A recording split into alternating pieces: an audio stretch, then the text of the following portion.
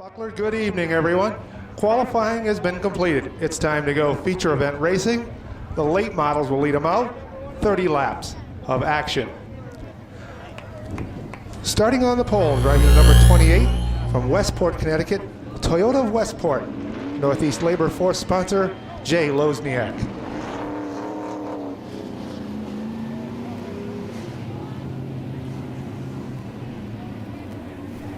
Outside of him will be the number 00 machine. That is North Branford, Connecticut's Ernie Bertrand. Going off in the third position will be the number 73, Ashaway, Rhode Island, M&M Old School, Emery and Sand, Nemensky Plumbing, sponsored Joe Perry. Fourth on the field, we have the number 2 machine. That is Dwayne Knoll from Trumbull, Connecticut. On the inside of row number 3 is the 6. That is Larry Goss from North Windham, Connecticut. Outside of him, driving the 47, it's Plainfield, Connecticut's Tim Jordan. Seventh on our field is the number 35. That's Groton, Connecticut's Bruce Thomas. Eighth, starting from the 8th spot, is the 42, Preston, Connecticut's Jay Stewart. Ninth on the field is the number 20. That is Corey Hutchings from Salem, Connecticut. Going off in the 10th starting spot is the 03 machine. It's Suffield, Connecticut's Dennis Botticello. In the 11th starting spot, we have the 16. That is Dave Zebke from Guilford. 12th will be the number 12, Niantic River Transmission and Tom Shea Auto Body, sponsored Jonathan Avery from Waterford. 13th on our field is the number 1. It's Scott Garrity from Farmington, the Rock 106.9 WCCC, and Expertech Auto Repairs sponsor that machine. 14th on the field will be the 77. It's Quaker Hill, Connecticut's Richard Durante, Par 4 and Benvenuti Oil. Local 2705 are the sponsors. 15th on the field will be the 7th. That's Ed Field from Deep River. Then we have the 0. It's Seymour, Connecticut's Vin Esposito. Cross Street Properties and the Kitchen and Bath Showroom are the sponsors of that machine. Chad calms them down. Now they crank it up, and Jay Lozniak rampages his way to the front. It is Lozniak with the early lead, the 73 of Joe Perry on the inside, but Ernie Bertrand powers his way on the outside. He has the second spot. The 35, Bruce Thomas, it looks like he is off to a hot start as he is able to pull away from Tim Jordan on the outside. Dwayne Knoll falling back a bit, and that opens up the door to 5th place for Thomas. And now Perry sits in the second spot. Larry Goss on the inside. He looks to get the 3rd spot away from Bertrand, who's on the outside. It is Goss in the 3rd spot, Bertrand 4th, Bruce Thomas is 5th. That car was scowling on Bertrand on the outside. It looks a lot better on the bottom groove. Dwayne Knoll continues to backpedal. That bottles up Tim Jordan behind him, but it's good news for a couple of veterans, Jay Stewart and Corey Hutchings in car number 20, as they move toward the front of the field. At the front of the pack, though, it's the 28 machine. That's Jay Lozniak leading the charge around off turn 4. Joe Perry sits in the 2nd spot. He'll look for that position away as Larry Goss now on the inside of Perry looks to take the 2nd spot away. Both Lozniak and Perry having a difficult time keeping their cars pinned on the bottom groove. Here is Larry Goss, has a fast car every week. Not fast enough on this time around to get by Perry, but he has some leverage. Inside position on the bottom of Joe Perry. Can Perry hold him off as they go down the backstretch? The 6 machine will pull even in turn number 3. Take the 2nd spot away from Perry, dropping him back to 3rd. Bertrand is in 4th, and here's Thomas in 5th. Jay Stewart, a man who won his heat race, now starts to dive bomb his way underneath the 35. That is the best battle on the track. Bruce Thomas on the outside. Here is Stewart, and he makes that lunge to take 5th away from Thomas. They are side by side now. The battle between Bertrand, who Bertrand gets a little bit of out of junction as they go down the backstretch. He is all out of junction as he sways on the backstretch, and he loses about 5 positions. And that allows the 42 machine of Jay Stewart to sit in the 4th spot. Now here comes Corey Hutchings in the 20. He looks to the inside of Bruce Thomas. And let's see if Hutchings can make the exact move that Stewart made moments ago. Battle for the lead. Larry Goss veers to the outside. Can't find anything there. He is on the back bumper like the label on a soda bottle. Larry Goss all over Jay Lozniak. Lozniak leads the way off turn number 4. Tacked right there is the 6 of Goss, waiting for a mistake as they go into turn 1. It is still Lozniak with the lead. So far, Lozniak hasn't made any mistakes. The same can't be said for Ernie Bertrand as he winds up in John Deere country along the front straightaway. Chad Williams urging him to get it fired up, and the yellow comes out. Setup for a 6th division night of racing. Looks like Lozniak is a pretty good setup. Medium means fast as he takes off against Larry Goss. But Goss holds that line and looks to gain that spot back that Lozniak has right now. It is still Lozniak and Goss side by side off turn 4. Perry is in a good location in 3rd place, and Stewart wandering on the outside. Thomas is right there in 5th. So our top 6 cars can fit inside a microwave as here comes the big kahuna.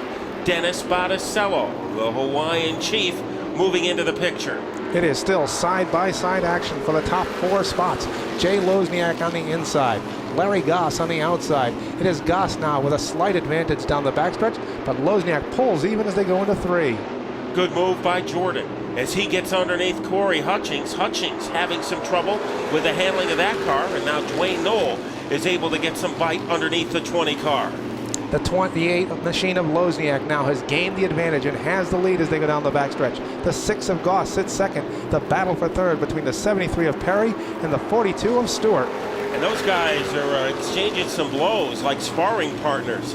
The 73 of Perry and the 42 of Stewart.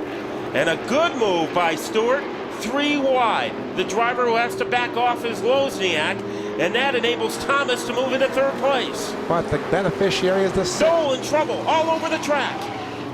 Into the grass, out onto the asphalt. And as he is able to calm things down, what a wild ride for Dwayne out of control Knoll. Yellow out. And you wonder how guys get their nicknames? Shifter guys, we're going back to green. And Larry Goss gets the early jump on the 73 of Perry. He'll power his way into the lead. Bruce Thomas now on the inside of Perry. He'll look for the 2nd spot as they go off turn number 2. Perry vulnerable on the outside. Here comes Thomas as he will try to boogie whip his way into the number 2 spot. Perry giving ground very grudgingly. It is still Larry Goss on the inside. He'll hold the lead. It is the 35 of Bruce Thomas along with Perry side by side as Goss gets a little crossed up down the backstretch, and everybody will fall back in line. They almost ganged up on him. The 35 of Thomas and the 73 of Perry. Also right there is Botticello, Stewart, Lozniak, Hutchings, Jordan. Everybody trying to have an answer for Larry Goss in car number 6. Botticello tried to make a move on the bottom, couldn't squirm his way underneath the 35 car. And now Goss has gained a little bit of a half-car advantage on the 35 of Thomas. Thomas closes that advantage right up. He'll go to the back bumper of Goss as they go down the backstretch. Thomas pretty hungry for a victory here in 2006. Now he starts to aim down low, looking for some room. Botticello up high has the number 3 spot barricaded against Jay Stewart. Stewart gives him a little tap. Now Stewart trying to make something happen on the bottom. All over the back bumper of Larry Goss is the 35 machine of Bruce Thomas as he pushes him a little bit, slides. Thomas, Stewart. Stewart rams into Larry Goss, bringing out the yellow. And it was like a huge can opener. Got into the side of Larry Goss's car as the fiberglass sheared off of that car. Yellow out. Somebody lost a tire, the 35 of Thomas. And it could have been a tire going down or tire problems for Thomas as we saw the sparks fly between the 6 and the 35. And then we saw what ensued after that.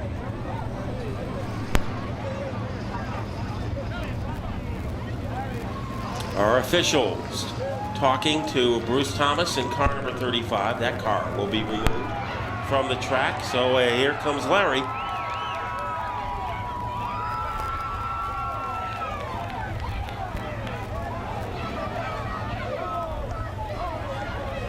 And Larry a little upset because he was in the lead when that happened.